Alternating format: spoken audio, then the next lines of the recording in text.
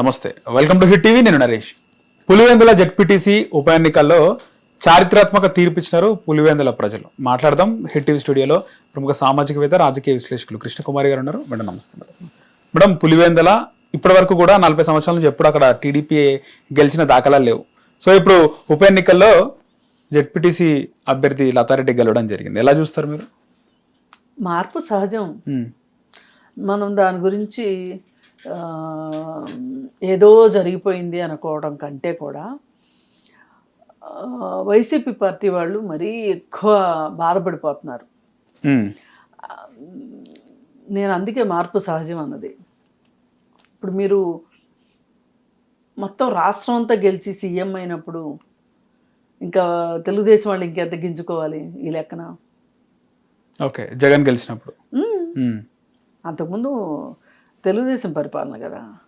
అందుకని రాజకీయాల్లో మొదటగా గుర్తుపెట్టుకోవాల్సింది ఏంటంటే గెలుపు ఓటములు సహజం. గతంలో కుప్పంలో కూడా వైఎస్ఆర్సీపీ స్థానిక సంస్థల్లో గెలిచినప్పుడు వైసీపీ కూడా ఫుల్ జోస్లో ఉండే మేడం. ఇదే జగన్మోహన్ రెడ్డి కూడా. పైగా ఆ రోజు వాళ్ళు ఏమన్నారంటే వైనాట్ కుప్పం అని చెప్పి మొదలెట్టి అక్కడ కొంచెం లోకల్గా కాస్త రాజకీయం చేసి మొత్తానికి గెలవాలని చూసి గెలిచారు. కుప్పంలో వేరే వాళ్ళు గెలవచ్చు, పులివెందుల్లో వేరే వాళ్ళు గెలవచ్చు, ఎవరైనా గెలవచ్చు. ఇది పెద్ద విశేషం కాదు. తెలుసుకోవాల్సింది ఏంటంటే మనం ఓడిపోయాము అంటే ఎందుకు ఓడిపోయాము అనే ఒక ఆత్మ పరిశీలన అవసరం. ఏ పార్టీకైనా, ఈ పార్టీ అని లేదు, ఆ పార్టీ అని లేదు. ఇప్పుడు అక్కడ ఎందుకు ఓడిపోయింది?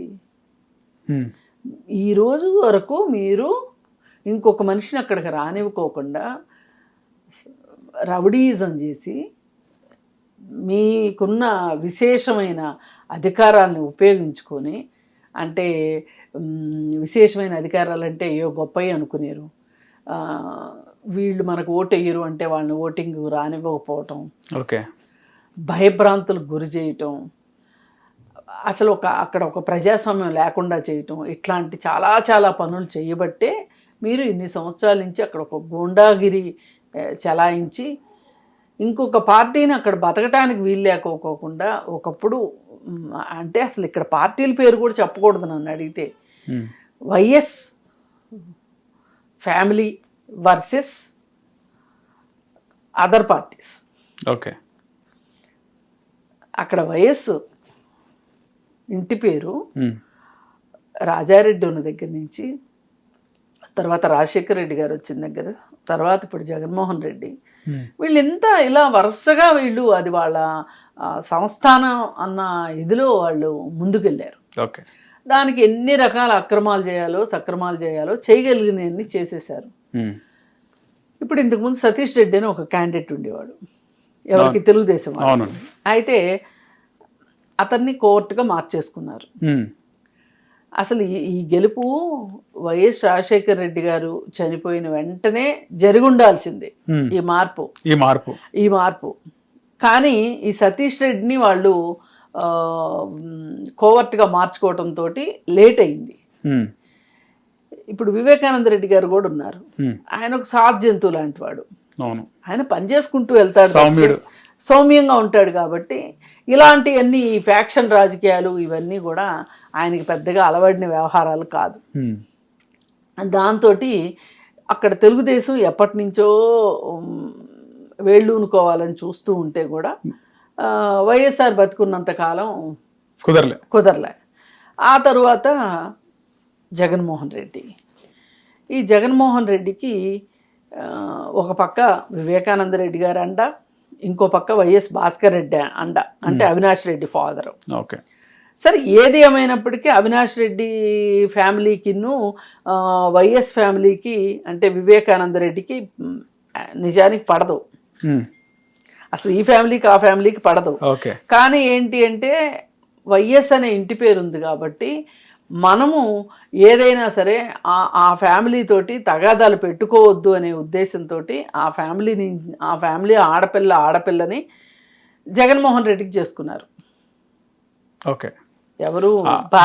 భారతీరెడ్డి, అవినాష్ రెడ్డి ఫాదర్ భాస్కర్ రెడ్డి చెల్లెల కూతురు. అయితే వీళ్ళ తాతల కుదురు ఒకటే. కానీ తాతల అన్నల దమ్ములు కానీ ఈ పిల్లలు వాళ్ళకేవో పేచీలు ఉన్నాయి. దాంతో దూరం దూరం జరిగితే ఇట్లా కాదు, రాజారెడ్డి ఆలోచించాడు ఇది, మనం బలహీన పడిపోతాము, జనరేషన్స్ మారిన కొద్దీ బలహీన పడిపోతాము, ఈ బంధం ఉంటేనన్నా కలిసి ఉంటారు. భాస్కర్ రెడ్డి వైఎస్ ఫ్యామిలీకి విశ్వాసపాత్రుడిగా ఎందుకుంటాడు, తన చెల్లెలు కూతుర్ని ఇచ్చారు కాబట్టి విశ్వాసపాత్రంగా ఉంటాడు. ఇలా ఆలోచించాడు రాజారెడ్డి. సరే జగన్మోహన్ రెడ్డికి ఇష్టం ఉన్నా ఇష్టం లేకపోయినా ఆ పెళ్లి చేసుకున్నాడు. సరే ఏదేమైతేనేమి అక్కడ ఇంకా ఇంకా ఇంకా అక్కడ ఆ వైఎస్ ఫ్యామిలీకి ఆ మాత్రం స్కోప్ ఉండటానికి ఇవన్నీ పనిచేసినాయి.